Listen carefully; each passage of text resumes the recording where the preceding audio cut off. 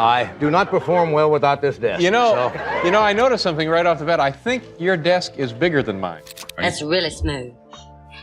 This is moonshine. That's illegal, isn't it? Yeah. Johnny Carson, the king of late-night TV, once banned a guest from The Tonight Show forever. And this wasn't just any guest.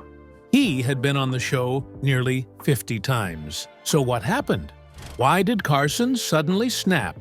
Stick around as we break down the crazy story behind the one guest Johnny just couldn't stand. A magical beginning. Johnny Carson was born on October 23, 1925, in the small town of Corning, Iowa. He grew up in a quiet, modest household in the Midwest. His father, Homer Carson, worked for the electric company, and his mother, Ruth, was a homemaker. As a child, Johnny was shy and often kept to himself. He wasn't the loudest in the room, and he didn't seek out attention. But something happened when he was 12 years old that changed the direction of his life.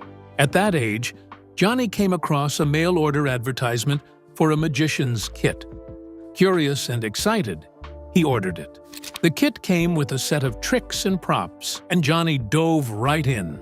He began to study the art of magic with full focus. He practiced every day, learning how to use sleight of hand, how to distract the audience, and how to build suspense. Before long, he had come up with his stage name, the Great Carsoni. Under that name, he began performing shows for neighbors, friends, and family members. His confidence grew with every show. Magic wasn't just a fun hobby for Johnny. It became a way for him to express himself. It helped him come out of his shell. Performing gave him a sense of control and comfort that he didn't have in day-to-day life. Being shy by nature, Johnny found that magic allowed him to connect with people in a way that didn't make him feel nervous. The applause he got from his small audiences gave him a boost. It was his first taste of what it felt like to entertain people, and he loved it. Carson's growing passion for performance continued into his teenage years, but it was briefly interrupted by World War II. Like many young men of his generation, Johnny joined the military. He enlisted in the U.S. Navy in 1943, during the height of the war. Though he served in a military role, Carson still found ways to perform. He entertained his fellow sailors with magic shows and comedy routines, keeping morale up during tough times. One of the most memorable moments from his time in the Navy came when he performed magic for James Forrestal, the U.S. Secretary of the Navy. It was a major moment of recognition for the young performer.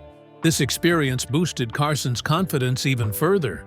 He started to see that his love for entertaining wasn't just a childhood hobby, it could be something more. After the war ended, Carson returned to civilian life and decided to focus on his education. He enrolled at the University of Nebraska, where he majored in journalism and broadcasting. He graduated in 1949. While at the university, he didn't stop performing. Though he was studying to become a professional in radio or television, he continued practicing magic on the side. He even performed live shows for local audiences and competed in amateur magic contests. Carson's university years helped shape his understanding of how entertainment worked behind the scenes. He learned how to write scripts, how to speak clearly for broadcasts, and how to connect with an audience through the microphone. These skills would become essential later in his career. After graduating, Carson set his sights on a career in show business. He moved to Los Angeles, where he began working as a comedy writer. One of his early jobs was writing for The Red Skelton Show, a popular variety program at the time. It was a big step into the world of television. But even as he wrote jokes and scripts for other performers, Johnny still held on to his passion for magic. In fact, Carson continued to enter amateur magic competitions in Los Angeles. He won several trophies and awards, showing that his early love for magic hadn't faded. He proudly displayed these trophies in his office, even decades later when he had become a household name.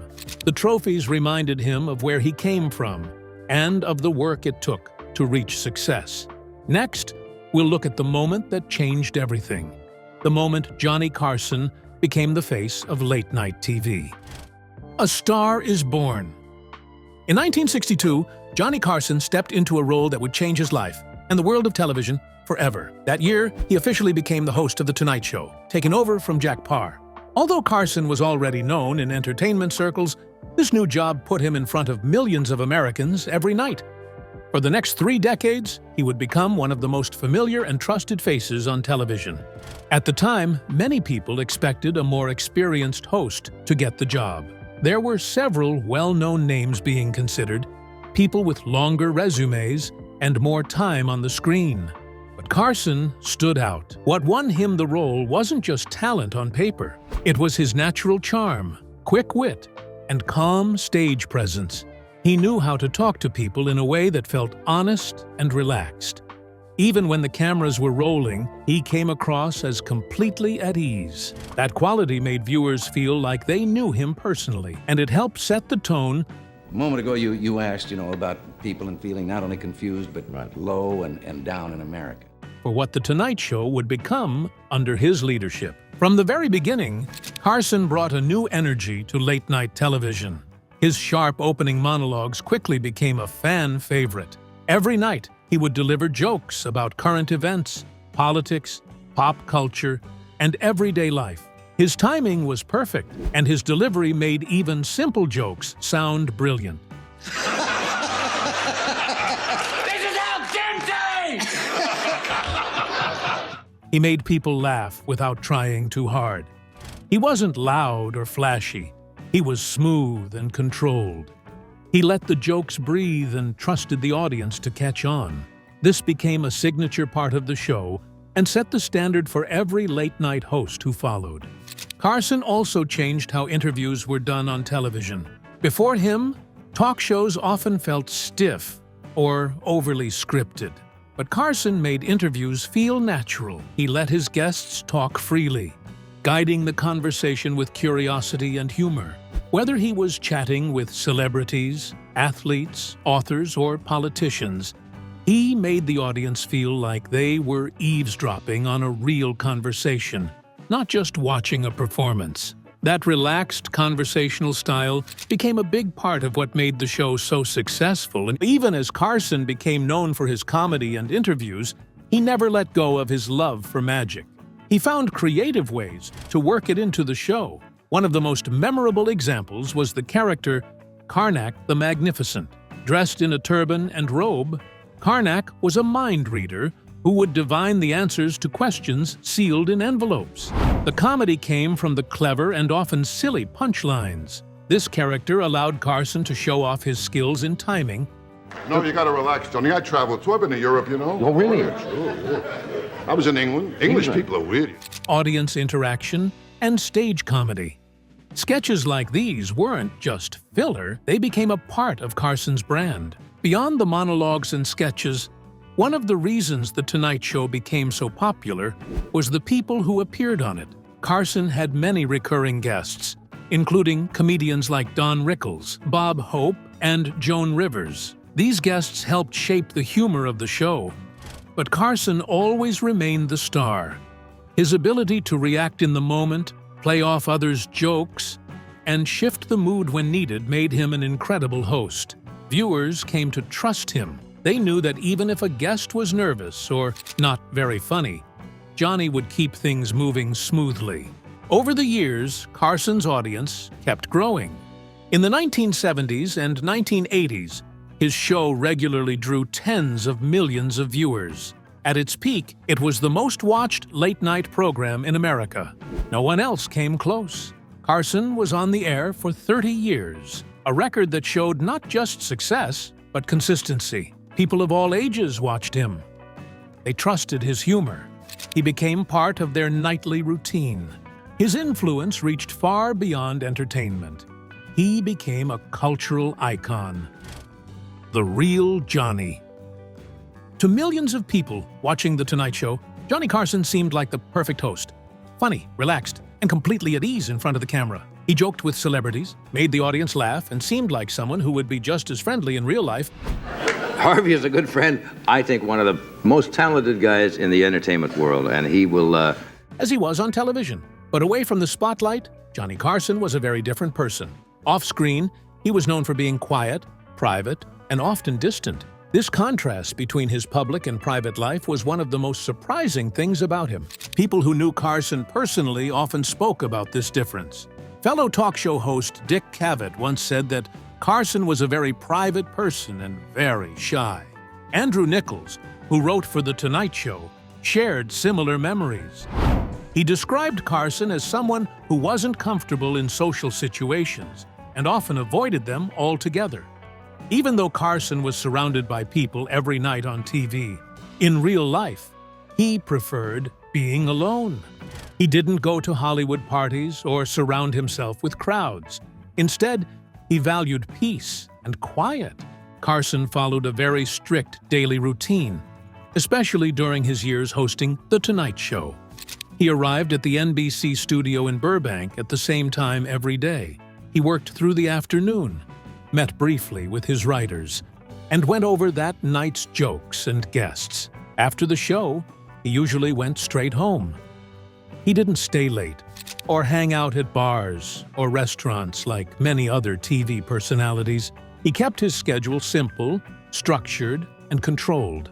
That routine helped him stay focused, but it also reflected his need to keep his life as calm and private as possible.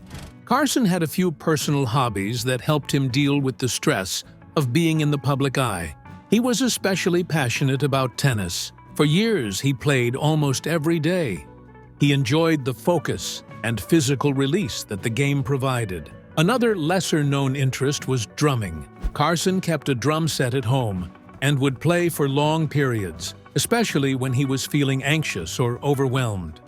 These activities gave him space to unwind and recharge away from the pressures of fame.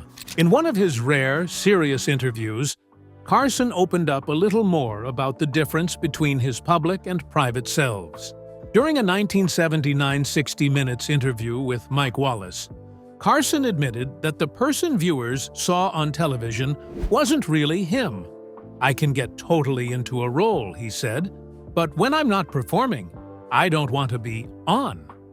He explained that he made a clear separation between the entertainer and the private individual. He could step into the spotlight and perform with ease, but once the cameras stopped rolling, he returned to his quiet, more introverted self. Much of Carson's personality was shaped by his Midwestern upbringing. He grew up in Corning, Iowa, and later in Norfolk, Nebraska. These small towns taught him values like modesty, hard work, and privacy. He was raised in a family that didn't talk much about feelings and didn't seek attention. This discomfort with attention only grew after he retired from The Tonight Show in 1992. While many people expected him to return to television in some way, Carson didn't. He made only a few brief appearances in the years that followed, and didn't give any major interviews. He moved to Malibu and spent most of his time near the ocean. He read books, played tennis, practiced music, and stayed in close contact with only a few friends. Carson had spent 30 years in the spotlight, and once he stepped away, he didn't look back. Love and loss.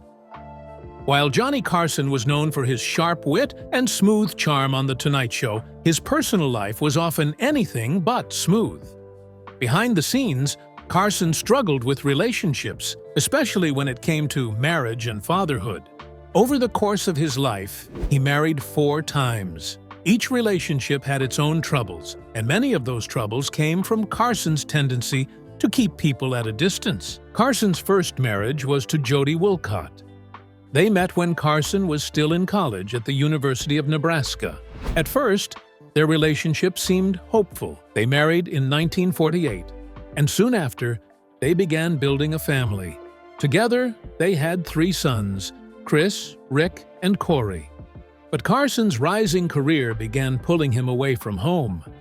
As he focused more on performing and climbing the entertainment ladder, he started spending less and less time with Jody and the children. Over time, the marriage broke down. There were long periods of separation.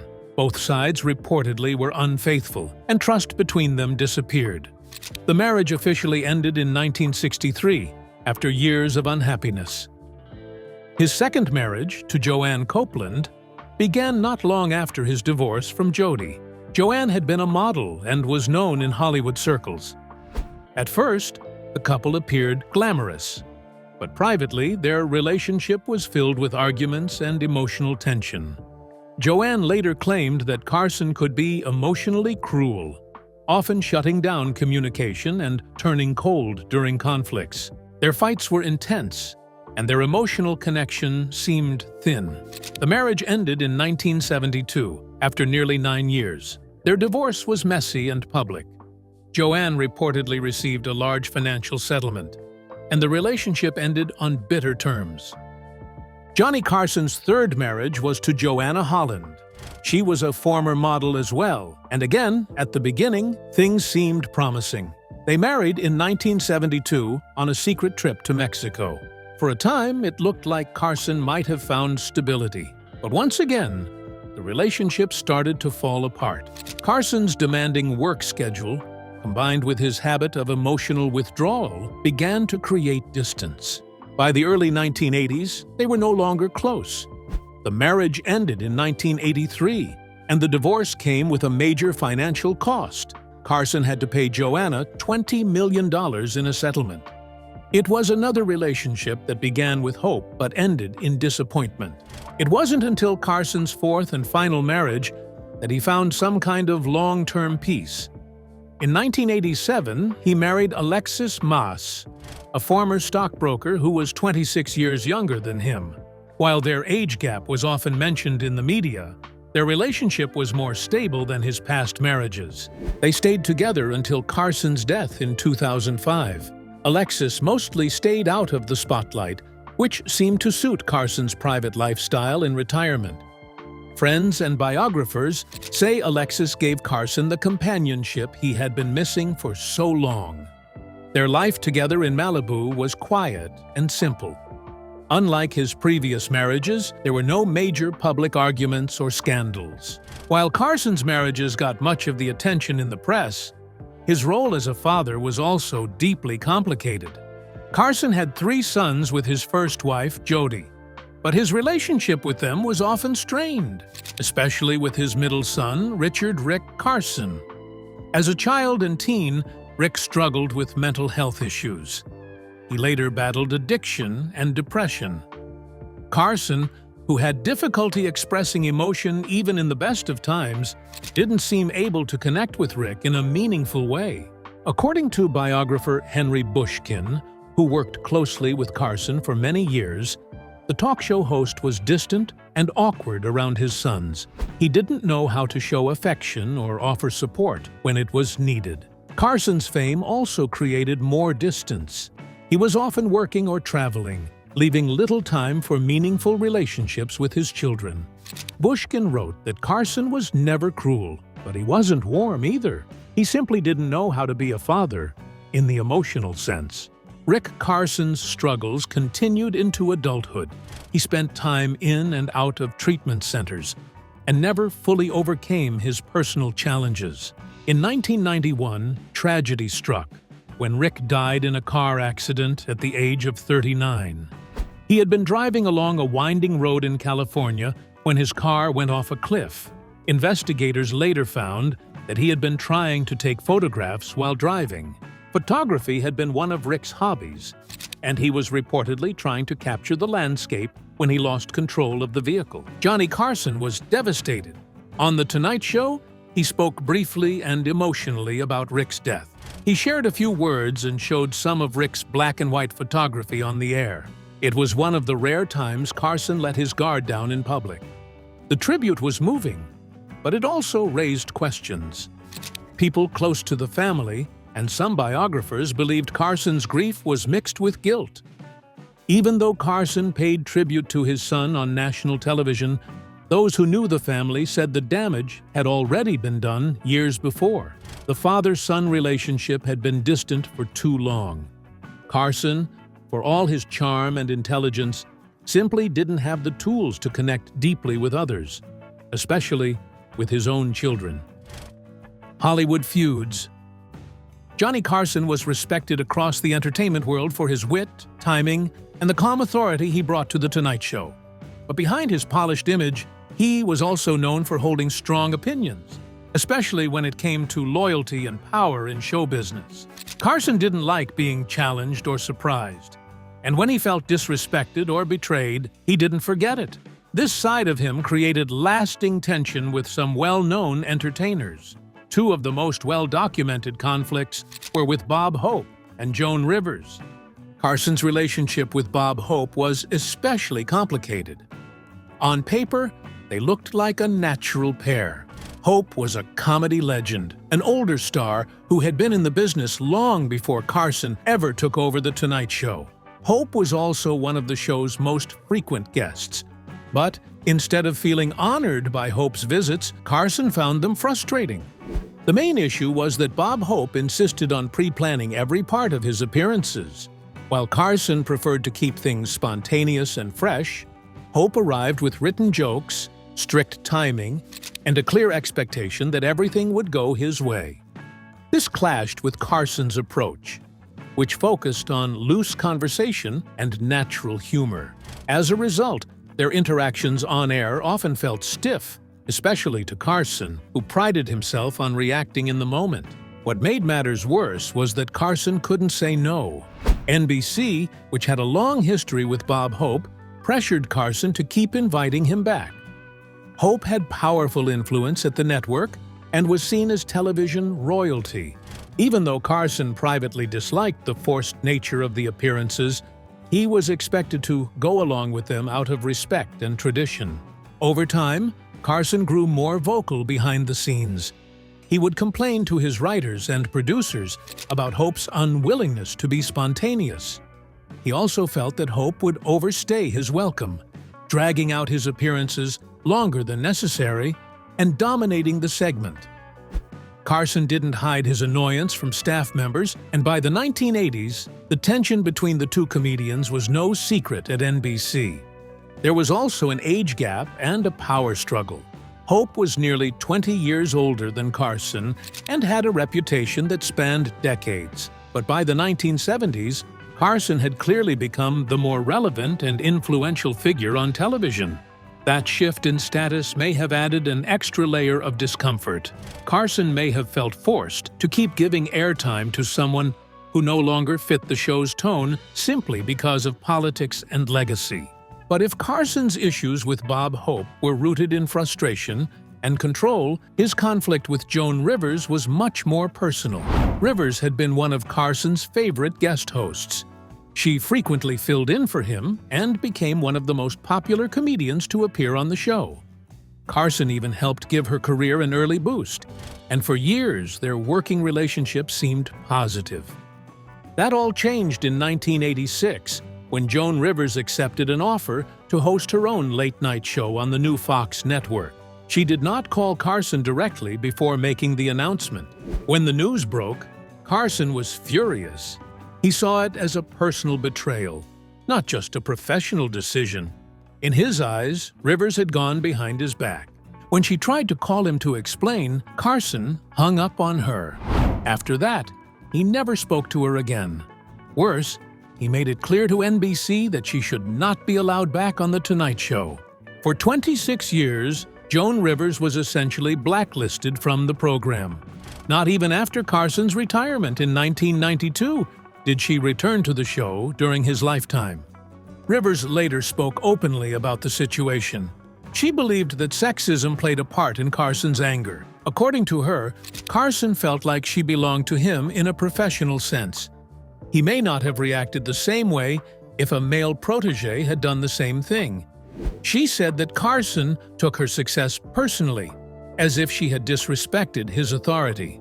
What was especially painful for Rivers was the fact that, despite their on-screen chemistry and years of appearances together, Carson was completely unwilling to forgive.